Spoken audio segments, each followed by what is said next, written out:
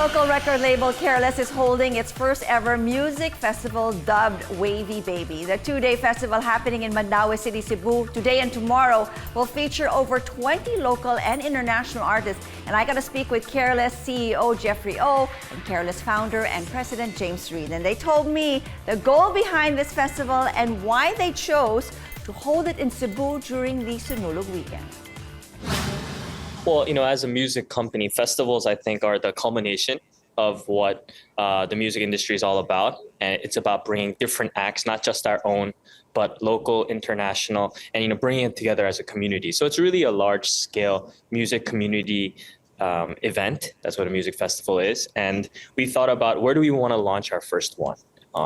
And as a cultural community event, we couldn't think of a better place than to do it in Cebu during Sinulog weekend, being that Sinulog is arguably the largest cultural event of the year in the Philippines, definitely from a numbers perspective as well. So we were just happy and excited to be a part of Sinulog, be part of that narrative, and bring that music element, that music cultural community element to something as historic and beautiful as Sinulog. And that's how we ended up choosing and ending up doing our very first music festival, Wavy Baby, during the first Sinulog after all these difficult pandemic years. And it's nice that we get to celebrate with our kababayans in Cebu, diba? We normally have these big festivals here in Manila, and somehow we seem to not be able to do all of these wonderful gigs or fests in Mindanao or Cebu or whatnot. It's very exciting. We have all our international acts coming in. We have our local acts, a lot of them from Manila, from different parts of the country flying in, really engaging with the community here in Cebu and Mandaue. And yeah, it's just been super exciting, and it's just great to see the city gearing up for Sinulog after all these years. So it's just, really amazing to be a part of and to watch. Wow, Cebu is just so lucky to have you guys there. James, why Wavy Baby? Wavy Baby, if I can even say it correctly.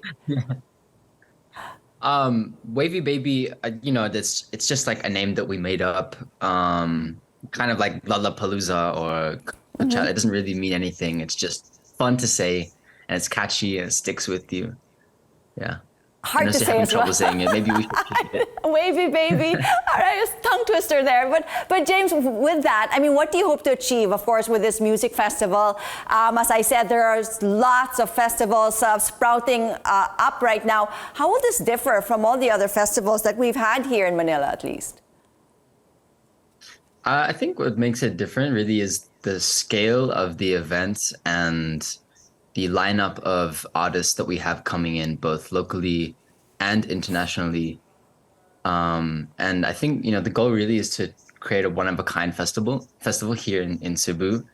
And the goal is kind of like the Coachella of Southeast Asia. So hopefully this is something we can bring also outside of the Philippines. Can you list some of them? I've already seen some of them, and you have an incredible list, Korean performers, US performers. Could you get more specific? Yeah, we have a lot of local Cebu bands and acts playing as well. We have acts like Ben and Ben, Urban Dub, December Avenue, Franco, Denise Julia. We have a lot of Careless artists performing: Jolianne, Lisha, Isa Pressman, Augustua, Sauce, Masaya, myself, Manila Gray from Canada. We have Sunmi and Bam Bam from Korea. Got the Rose coming through, very good friends of mine.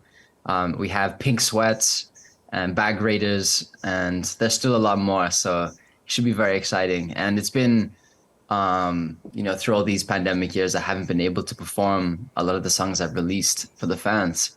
So this is going to be my first time to really perform for the fans. So I'm really excited. Yes, I was going to say, you must be so psyched to get up there on stage and to perform to your Filipino audience. Tell me a little bit about your set. Okay, so you are going to be performing, as I understand, on Friday. Is that correct? Yes, this Friday. Okay, so tell me a little bit about the set. Like, how long is your set? And of course, are you going to be performing more of your recent songs from your album, Love Seed? Yeah, so the set is roughly 45 to 50 minutes. Those are the slots that we're working with for each act.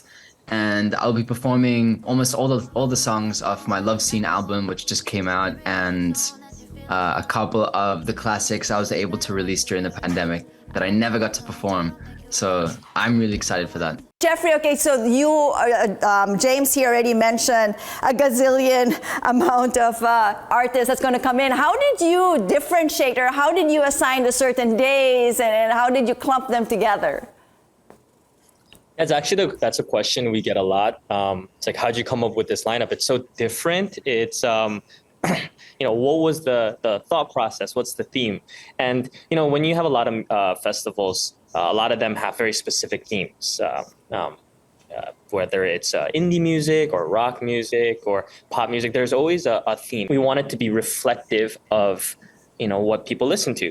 So when we really dug and thought about it, we're like, hey, we want to create a festival that's less built around a theme, but more built around listeners here in the Philippines. And that's why we made sure to get Korean acts, because everyone loves Korean music these days. We made sure to get US acts because that's something that the listeners here have always tapped into. But we also focused on making sure we got local Cebu legends as well as local Philippine legends. And that's why I think that our theme is, in terms of the lineup curation, is what does the music landscape in the Philippines look like today? Where are we today in terms of our music scene? It's a really exciting time where I feel like both the listeners and artists aren't bound by, language or location, but it's more of culture and ideas and messages, which is, very exciting for companies like Careless. I mean, it does seem that there's starting to be a mesh of both worlds. I mean, we do have a lot of artists, performing abroad, and we're bringing a lot in as well. James, is that also part of your goal as Careless, is to somehow mesh the whole global community together for the love of music? It is definitely part of the vision of Careless to really expand the market and bring closer together our local market and also the global Filipino market. That's really one of the goals, is to bring it closer together, really reach out, bridge the gaps between the Philippines and the rest of the world. So hopefully this is, just the very early beginning steps to be able to achieve that. You've actually been doing that. I mean, Careless artists have actually spent about 2 months in LA. I mean, what was that like? I mean, what is the reception to our Filipino artists, outside the country? We've spent the past couple of months out in LA working on music, meeting other Filipinos that are in the music industry, and that seems to be where the trend is heading. People are really looking into Southeast Asia and specifically the Philippines. And it's a really exciting time for Filipino music, for Filipino artists. And we just want to make sure that we're ready when that time comes. So Jeffrey, back to you. I mean, how does it feel for you mounting? You said that you're really excited. I mean, Sinulog is definitely one of those festivals that we Filipinos truly look forward to. But we do have to keep in mind that the pandemic is somewhat still around, in the background. Any preparations or precautions that we must be aware of, especially for the concert goers? Yeah, definitely. I think, for us, we want this festival to be world-class. That's why we're bringing international acts. We want this eventually to be a festival that people from Thailand, Indonesia, Korea, Hong Kong, they fly in for. That's our vision, right? Like James said, to be eventually like the Coachella of Southeast Asia. That's our really big dream for all this. But, I think on the back end side, what really sets international, like world-class festival, what sets it aside from a traditional or a regular festival is the user experience. And the biggest part of user experience is having world-class security, world-class planning in terms of making sure the festival goer is comfortable and safe, making sure that in terms of crowd control, in terms of, access to medical attention, that these are all the things that are prioritized. But before I do let you go, James, you not only Wavy Baby Festival, I'm gonna make sure I nail that Wavy Baby by the end of this interview. But I'd also like to ask you about your Love Scene tour, which is 2023, which also starts later this month. A lot on your plate happening. There's a lot, but it's exciting times. This is what I've been waiting for throughout this whole pandemic, is to be able to really perform and connect with the fans again. So this will be my first solo North American tour. I'm doing 15 cities across the US and across Canada. Starting in January through February. So I'll be on the road for 1 month. And yeah, it'll be exciting. I'm performing all of the Love Scene songs and some of the hits from before. But yeah, you can get tickets at jamesreidtour.com, or just check out my Instagram. The links are all there. And yeah, I'm excited. That you've been able to join some concerts as well in the US and Anaheim, with the Rose. And I mean, what was that like for you? I mean, not having been able to perform for some time and all of a sudden getting back on stage and just getting this crowd riled up with your songs. Definitely, it was a little nerve-wracking not being on stage for such a long time, but then coming back on with these new songs that I just released. But I had such a great time, and it was great to, I just want to thank, the Rose for bringing me on tour with them. They have such amazing fans, and it's just gotten me really excited. It really made me realize how much I miss touring and performing for the fans.